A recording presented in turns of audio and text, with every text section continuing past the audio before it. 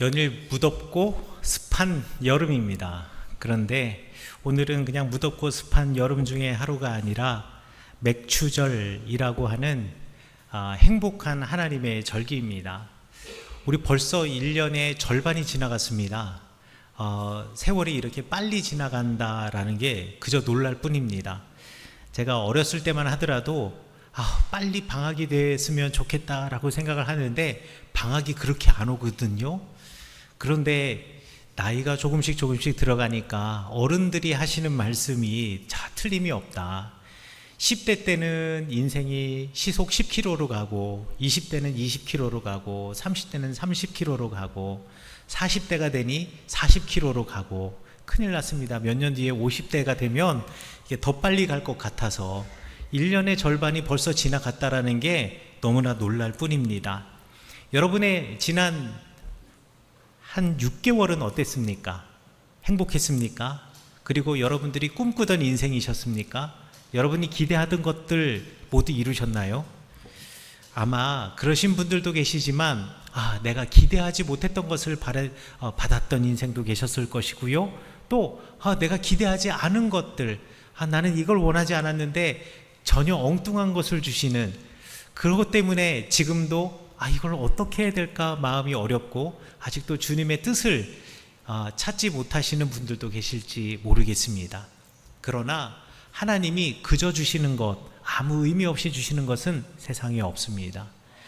오늘 이 예배를 드리시면서 나에게 주셨던 하나님께서 주셨던 감사한 것들이 무엇인가 라는 것에 대해서 다시금 되돌아보며 또 다른 6개월 또 반년 하나님께서 나의 인생의 빈잔을 어떻게 채워주실까 기대하시는 여러분들 되시기를 간절히 축원합니다. 맥추절이라고 하는 말은 무슨 뜻이냐면요, 대맥이라고 하는 한문으로 하면 대맥이라고 하는 보리와 소맥이라고 하는 밀, 보리와 밀을 거두어 드리는 절기가 맥추절입니다. 이스라엘은 두 개의 추수하는 절기가 있습니다. 하나는 맥추절, 밀과 보리를 추수하는 절기이고 또 하나는 수장절, 여름 과실을 추수하는 절기입니다.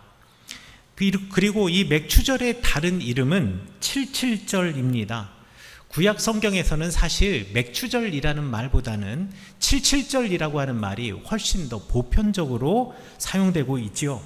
이 칠칠절이라고 하는 말은 6월절로부터 이제 7주간 지난 다음 날, 그러니까 7주간이니까 77에 49, 그리고 그 다음 날 50일째 되는 날이기 때문에 6월절 후 50일이라는 의미로 신약 성경에서는 오순절이다 라고도 불리는 날이죠.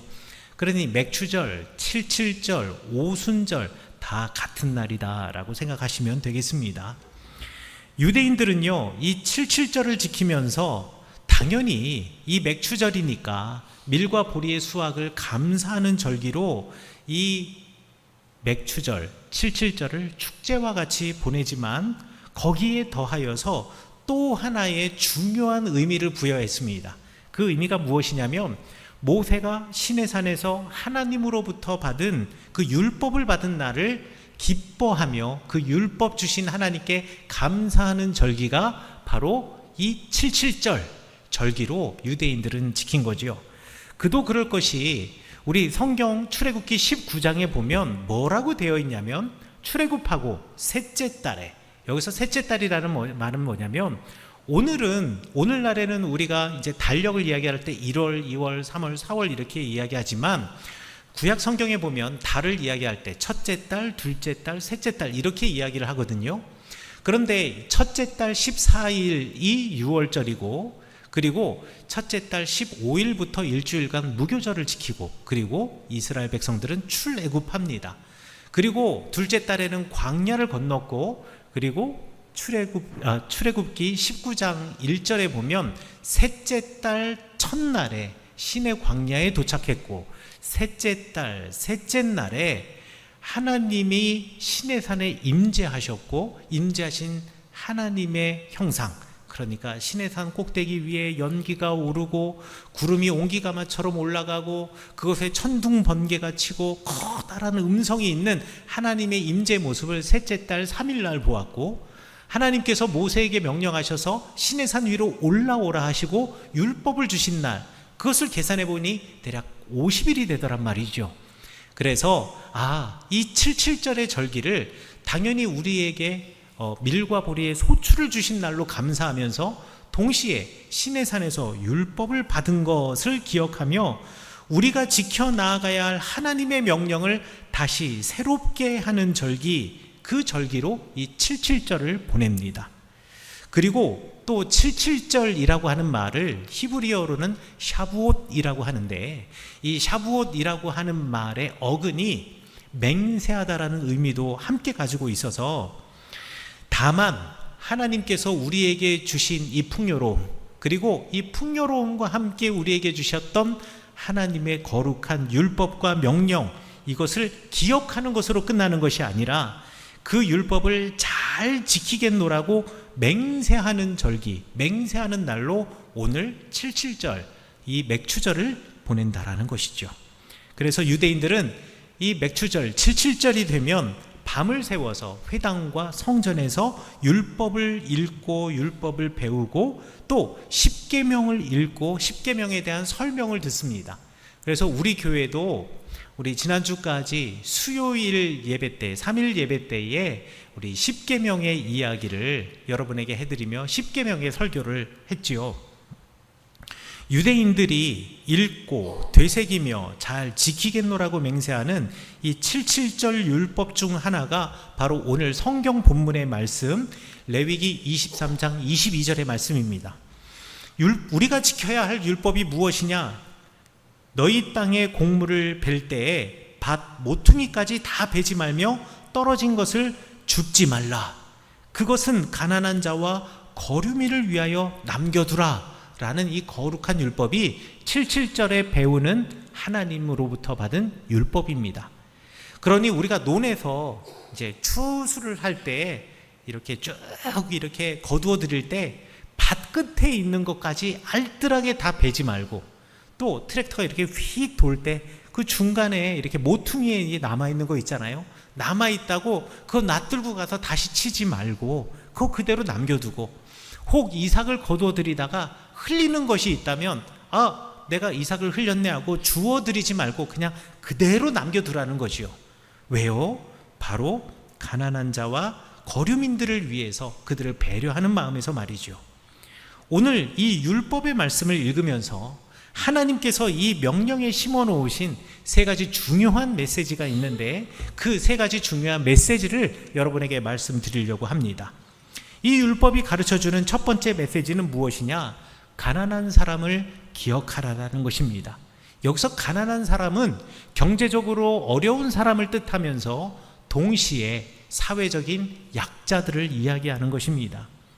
어렸을 적 기억하는 것 중에서 아직까지도 생생한 것이 까치밥입니다. 어른들은 아마 까치밥 아실 것이고 젊은이들은 아마 모르는 사람도 있을 겁니다. 제 고향 강릉은 감나무가 어마어마하게 많습니다. 그냥 도시가 감나무라고 생각하시면 되겠습니다. 강릉 하면 감나무하고 소나무 딱 두 개라고 생각하시면 될 것 같아요. 그래서 저희 외갓집, 저희 큰댁, 그리고 우리 집에도 마당에는 어김없이 감나무가 있었습니다. 그리고 가을이 되면 저렇게 감이 이쁘게 익지요. 그런데 저렇게 홍시가 되는 감이 있는가 하면 이거 강릉 사투리인지는 모르겠는데 춤시라 그래가지고 그냥 딱딱한 감이 있습니다. 이 딱딱한 감을 갖다가 지금도 기억하는 것이 할머니하고 어머니하고 이렇게 감을 깎아가지고 이 실에 깨워서 처마에다가 주렁주렁 매달아 놓아서 곶감을 만들지요. 그런데 이 감을 끝까지 다 따지 않습니다. 감나무에 감을 꽤 여러 개 그냥 남겨놓아요. 그 남겨놓은 감을 갖다가 우리는 까치밥이라고 이야기를 하지요. 이 까치밥이라고 하는 것은 우리 이 가을의 풍요와 이 풍성함을 나만 누리는 것이 아니라, 우리 가족만 누리는 것이 아니라 모든 사람들, 그리고 모든 동물들, 모든 자연이 함께 누려야 된다. 심지어는 저 새들도. 그래서 다 따지 않고 남겨놓아가지고 물론 까치만 먹겠습니까? 날아가는 새도 먹을 수 있을 거고요. 그리고 지나가는 그냥 나그네와 같은 사람들도 지금 다 따고 남아있는 그 몇 안 되는 감, 저거는 까치밥으로 남겨둔 거구나 라고 생각하고 배고픈 사람은 따먹을 수도 있었을 겁니다. 그러니 이렇게 남겨두는 것은 모든 생명을 살리고자 했던 우리 선조들의 정말 아름다운 전통이다라고 말할 수가 있겠지요. 오늘 성경에서 밤 모퉁이까지 다 베지 말고 이삭 떨어진 거 다시 줍지 말아라 라고 하는 이 명령, 이것이 바로 성경에서 하나님께서 명령하신 이스라엘 공동체의 까치밥에 대한 율법이라고 생각하시면 되겠습니다. 그리고 이것은 가난한 사람들과 거류민들을 위한 양식이다라고 이야기를 하지요. 가난한 사람은 말 그대로 경제적으로 어려운 사람들을 이야기하는 겁니다. 그리고 거류민도 그러한 사람들 중에 일부지요. 거류민이라고 하는 말은 히브리어로 게르라고 하는데, 이 게르는 우리말 성경에서는 때로 나그네라고도 번역이 됩니다. 이런 게르, 나그네는 어떤 사람들이냐면요, 과거 이스라엘 백성들은 이사가 자유롭지 못했습니다. 왜냐하면 내가 받은 이 땅은 하나님이 주신 것이기 때문에 이 땅을 떠나지 않고 이 땅을 잘 가꾸고 이 땅에서 풍성한 열매를 맺는 것이 내가 가지고 있는 하나님으로부터 받은 소명이었습니다. 그런데 가끔씩 살다 보면 어려운 일 생길 수 있잖아요. 그래서 어쩔 수 없이 내가 내 땅을 팔아야 하는 경우가 생기기도 합니다만, 내가 내 땅을 판다고 내 땅을 팔고 내가 다른 곳으로 이사 가는 게 아니라 내가 내 땅을 판다 손치더라도 그 땅에서 계속 삽니다. 살면서 농사를 짓고 내가 땅을 판 그리고 그로부터 내가 땅을 팔고 돈을 받았으니 그 돈을 가지고 살아가면서 농사 지은 것을 그에게 이제 갚는 겁니다. 이게 이스라엘의 토지를 매매하는 일종의 전통이에요. 그러다가 희년이 되면 다시 내가 팔았던 땅을 다시 돌려받아서 그 땅에서 살아가는 것, 이것이 이스라엘 하나님이 주신 율법인데, 그러나 인간이 가지고 있는 욕심이라고 하는 것이 내가 이 땅을 돈을 주고 샀는데 희년이 되어서 이 땅을 거저 다시 원래 주인에게 돌려준다라는 게 참 쉬운 일은 아니잖아요. 그러다 보니 이러한 율법을 지키지 않는 사람들이 생겨나기 시작하면서 그 땅에서 쫓겨나는 사람들이 생겼습니다. 이 사람들이 바로 게르, 나그네, 그리고 거류민이라고 불려지는 사람들입니다. 그러니 내 땅은 여긴데 내 땅에 쫓겨나서 전혀 알지 못하는 다른 땅에 가서 살 수밖에 없는 사람, 경제적으로도 가난했으며 동시에 사회적인 안전망으로부터도 벗어나 있는 그야말로 약자 중에 약자인 것이죠. 오늘 성경 말씀은, 오늘 율법은 바로 그 사람들을 위하여서 밭 모퉁이를 다 베지 말고 이삭을 남겨두고 이 풍요를 함께 나누라는 하나님의 명령입니다. 구약 성경에 보면 나오미와 룻이 바로 그런 사람이었습니다. 77절이 되면 유대인들이 읽는 성경이 바로 이 룻기인데요, 룻기에 나오는 여자 주요한 두 명의 인물, 나오미라고 하는 여자는 유다 사람이나 모압 땅에 가서 살면서 나그네 인생을 살았던 사람이고, 룻은 나오미 시어머니의 며느리로 모압 여인이었지만 나중에 유다 땅으로 시어머니와 함께 돌아와서 유다 땅에서 나그네로 살던 인생이었습니다. 그리고 둘 다 자신들의 땅을 잃어버리고 그리고 누군가의 밭에서 일하며 하루하루를 벌어먹고 살아야 하는 인생이었죠. 하지만 레위기 23장 22절의 이 율법, 77절의 율법, 내 땅에 모퉁이를 전부 다 베지 말고 떨어진 이삭을 다시 줍지 말라라는 이 율법을 지켜냈던 보아스 덕분에 나오미와 룻이 살 수 있었고요. 그리고 보아스는 이 율법을 잘 지킨 덕분에 다윗 왕가의 선조가 되는 영광을 누리게 되었습니다. 여러분, 오늘 내가 누리는 풍요는 나의 노력으로 이룬 것인 것처럼 보이지만 더 근본적으로는 하나님이 허락하신 것입니다. 하나님이 선물로 주신 것이기 때문에 나만의 소유로 삼지 않고 하나님이 마음을 두시는 그곳 그 사람에게 흘려보내야 하는 겁니다. 이것이 주님이 원하시는 것이고, 우리 보아스, 나오미, 룻의 이야기처럼 하나님은 이렇게 율법을 지키는 것을 통하여서 여러분에게 더 큰 복을 허락하여 주십니다. 여러분들 이 지혜를 잊지 마시기 바라겠습니다. 여러분의 이 소유한 것은 하나님의 마음이 두시는 그 사람, 하나님이 마음을 두시고 있는 그곳을 향하여서 흘려보냄으로 더 큰 은혜와 복을 얻으며 영광의 자리에 하나님이 여러분을 세우신다라는 이 놀라운 진리를 꼭 기억하시는 여러분 되시기를 간절히 축원합니다. 이런 의미에서 77절 율법이 가르쳐주는 두 번째 메시지는 재물에 묶여 사는 인생을 벗어나라는 것입니다.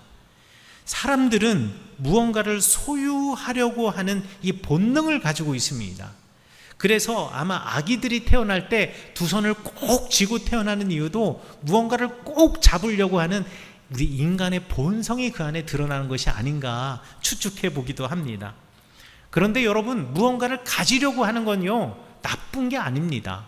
우리가 인생을 살면서 먹어야 되고 입어야 되고 그리고 거주해야 되는데, 이 의식주에 대해서 우리가 투자를 하고 이것을 얻고자 하는 이 마음, 이것을 소유하고자 하는 마음, 이거는 죄도 아니고요, 이건 당연한 것입니다. 이건 나쁜 것이 아닙니다. 그러나 그것에 묶여서 휘둘려 사는 인생은, 이것은 나쁜 인생입니다. 잠언 4장 23절에서는요, 지킬 만한 모든 것 중에서 반드시 지켜야 하는 것이 마음이다라고 이야기를 하고 있습니다. 그러나 이 땅에서 나를 위하여서 재물을 쌓아가다 보면, 그리고 그 재물에 집착하다 보면 어느새 재물이 내 마음을 붙들어 두기 시작합니다. 이게 모든 문제의 시작입니다. 마태복음 6장 21절부터 23절까지는 이렇게 기록이 되어 있습니다. 내 보물이 있는 그곳에 내 마음도 있다. 눈은 몸의 등불이니 그러므로 내 눈이 성하면 온몸이 밝을 것이요 눈이 나쁘면 온몸이 어두울 것이니 그러므로 내게 있는 빛이 어두우면 그 어두움이 얼마나 더하겠느냐. 한 사람이 두 주인을 섬기지 못할 것이니 혹 이를 미워하고 저를 사랑하거나 혹 이를 중히 여기고 저를 경히 여김이라. 너희가 하나님과 재물을 겸하여 섬기지 못하느니라.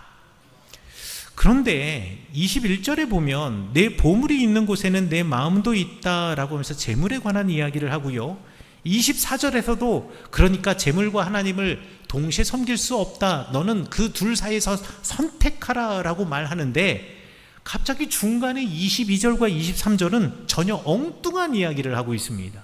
눈에 관한 이야기를 하고 있고 등불에 관한 이야기를 하고 있는 거죠.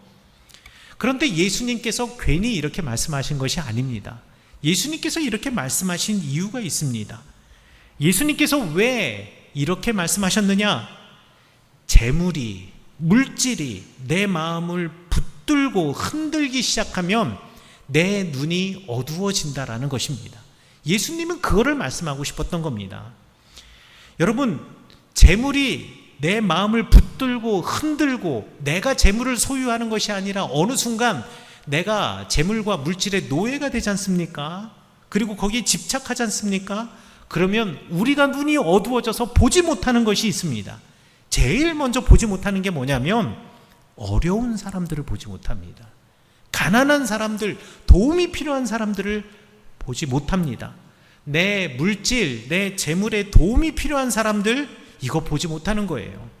재물이 내 마음을 붙들고 흔들어대며 그것을 소유하고 재물을 소유하는 데 집중하고 집착하는 사람들은요, 내 도움이 필요한 사람들, 이런 도움이 필요한 사람들을 그래, 내가 그를 도와야지, 내 도움이 필요한 사람이구나, 이렇게 보는 게 아니라 내 소유를 앗아가는 사람들, 내 재산, 내 물질을 축내는 사람들이라고 생각을 합니다.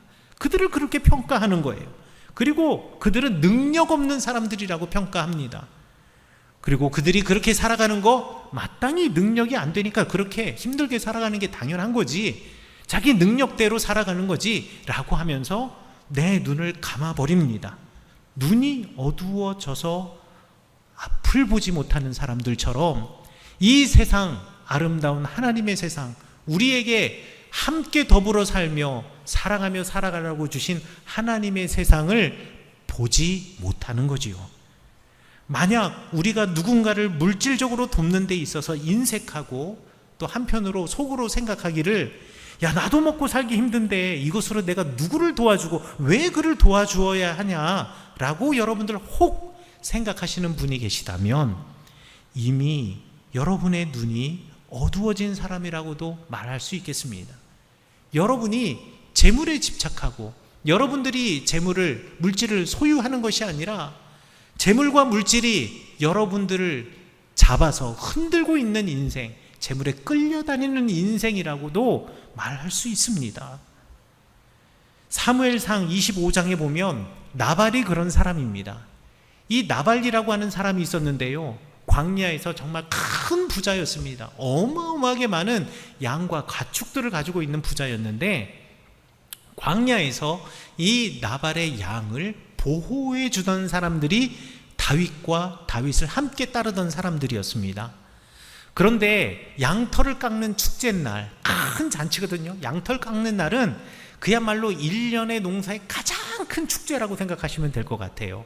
그때 다윗이 사람들을 보내어서 우리에게 먹을 것을 좀 달라라고 요청을 합니다. 근데 그때 나발이 뭐라 그랬냐면요, 야, 광야를 떠도는 다윗 너에게 줄 음식은 없다. 그리고 너 사울에게 쫓겨다니는 사람 아니냐, 네가 뭐 대단한 사람이라고 나에게 음식을 요청하냐. 네가 부러우면 나처럼 잘 살던가. 그 마음이 나발 안에 있었던 거죠. 나는 경제적인 능력이 있고 이 지역에서 권력을 갖고 있는 사람이고 너는 쫓겨다니는 약자이고 가난한 이인데 내가 너에게 베풀 자비가 어디 있냐. 나는 지금 내가 먹고 있는 것만으로도 충분치 않다.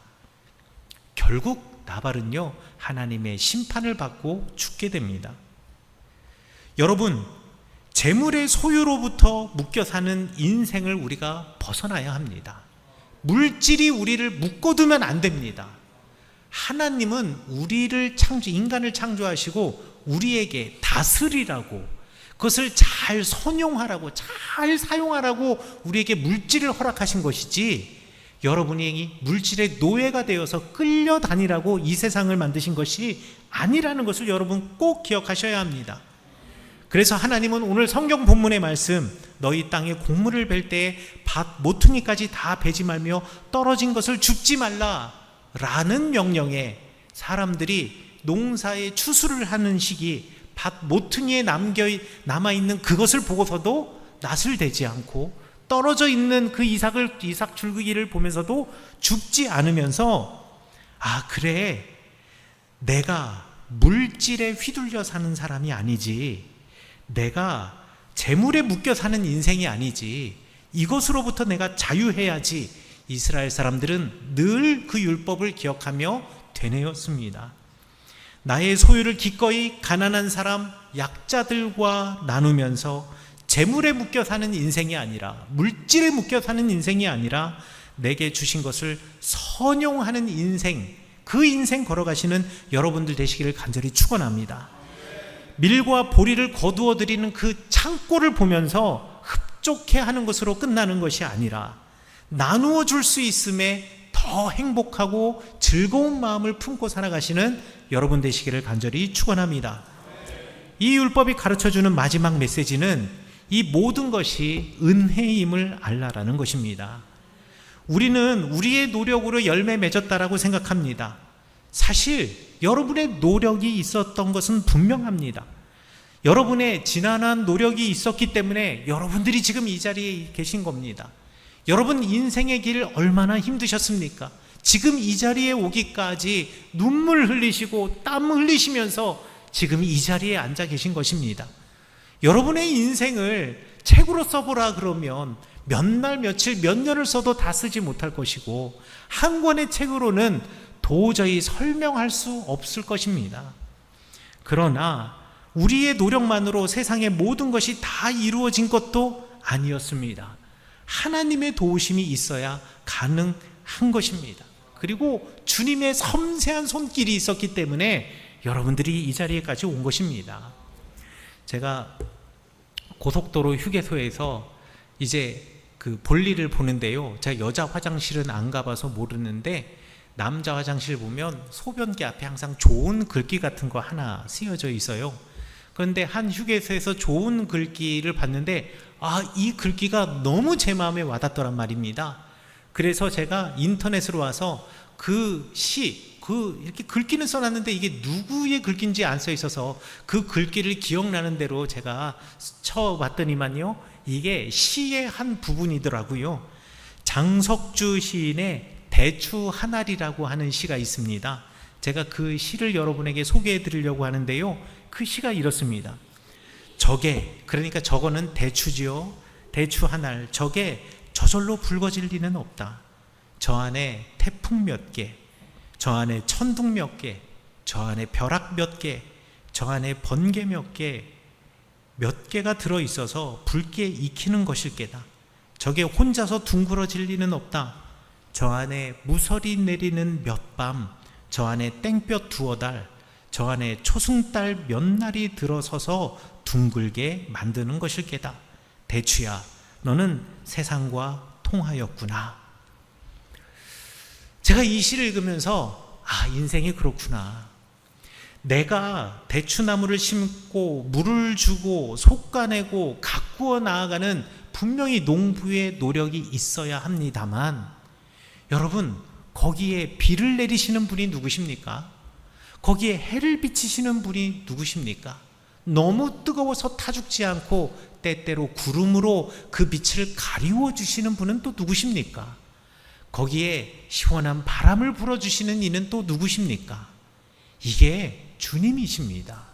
이건 우리가 할 수 없는 일입니다. 때로는 태풍, 천둥, 벼락, 번개, 무서리, 땡볕, 초승달과 같이 고난이라고 불리는 상황도 있을 수 있지만, 그것까지도 하나님께서 우리의 인생을 잊도록 만드시기 위해서 주시는 선물이었습니다. 우리의 인생을 단단하게 하시는 주님의 은혜였습니다. 그 은혜가 여러분들을 지금의 여러분으로 만드신 것입니다. 그러므로 우리는 은혜로 사는 사람들입니다. 내게 맡겨진 삶의 청지기로서 내가 맡겨진 것을 분명히 다해야 하는 우리의 노력이 있습니다만, 그 노력의 삶에 하나님의 은혜라는 마지막 한 숟가락이 더해졌을 때 우리는 진정 참다운 인생을 살 수 있는 것이죠. 그러므로 우리의 인생은 이렇게 은혜로 받은 인생입니다. 그러므로 은혜로 받은 물질의 열매이기 때문에 우리는 그것을 하나님의 나라의 창고에 쌓아드리는 것을 주저하지 말아야 합니다. 여러분의 이 물질을 이 땅에서 여러분의 통장 안에만, 땅에만 묻어두시는 것이 아니라 하나님 나라의 창고에 들이셔야 한다라는 겁니다. 그러면 어떻게 이 하나님 나라의 창고에 들일 수 있을까요? 어떻게 해야 3달란트 받은 우리가 3달란트를 남기고 5달란트를 받은 우리가 5달란트를 남겨서 착하고 충성된 종이라고 주님으로부터 칭찬을 받고, 그리고 지금 나의 그릇은 요만한 그릇이지만 매일매일 같이 점점 더 큰 그릇이 되어서 더 큰 은혜와 복을 소유할 수 있게 될 수 있을까요? 바로 그것은 하나님의 마음이 있는 곳에 우리의 물질을 사용하고, 사람들을 나한테 묶어두기 위해서 물질을 사용하는 것이 아니라 하나님께 인도해내기 위해서 우리에게 맡겨진 재물을 쓰는 것이야말로 하나님 나라의 창고에 보물을 쌓는 일입니다. 그렇기 때문에 우리가 드려지는, 우리가 나누는 이 나눔은 너무나 소중한 것입니다. 사랑하는 성은교회 성도 여러분, 레위기 23장 22절이 가르쳐주는 수학의 법칙을 꼭 기억하시기 바라겠습니다. 하나님께서 여러분에게 인생의 열매를 주셨다면 그것은 첫 번째, 가난한 사람들을 기억하라고 주신 것이고, 두 번째, 재물에 묶여 사는 인생을 벗어나라고 주신 것이고, 세 번째, 이 모든 것이 은혜임을 알라라고 여러분에게 주신 것입니다. 그렇기 때문에 여러분들을 이 세 개의 신앙을 가지고 있다면 이웃과 어려운 사람과 사회적인 약자들과 이것을 나누는 일에 멈칫해서는 안 됩니다. 사랑하는 성원교회 성도 여러분, 우리에게 주어진 것이 하나님이 우리에게 맡겨준 것임을 고백하는 성도님 되시기를 간절히 축원합니다. 우리가 소유하고 있는 그것이 주님의 은혜로 주어지신 것임을 여러분 고백하는 여러분 되시기를 간절히 축원합니다. 그렇기 때문에 나만을 위해서 사용하고 쓰는 것이 아니라 하나님이 마음을 두시는 그곳, 그 사람들에게 흘려보내는 고귀한 인생 사시는 여러분 되시기를 간절히 축원합니다. 재물에 묶여 사는 인생이 아니라 내게 주신 것을 아름답게 사용하는, 선용하는 인생 되시기를 간절히 축원합니다. 밀과 보리를 거두어 들인 창고를 바라보면서 든든해하는 것이 아니라, 내 통장에 쓰여져 있는 숫자를 보며 든든해하는 것이 아니라 나누어 줄 수 있음에 즐거워하는 인생 되시기를 간절히 축원합니다. 그리고 도둑이 들어와서 훔칠 수 없는 하나님 나라의 창고에 재물을 쌓는 여러분 되시기를 간절히 축원합니다. 그래서 여러분의 인생이 더 큰 그릇, 더 넓은 그릇, 더 깊은 그릇이 되어 더 깊은 하나님의 은혜, 더 큰 하나님의 은혜를 누리시는 여러분 되시기를 간절히 축원합니다.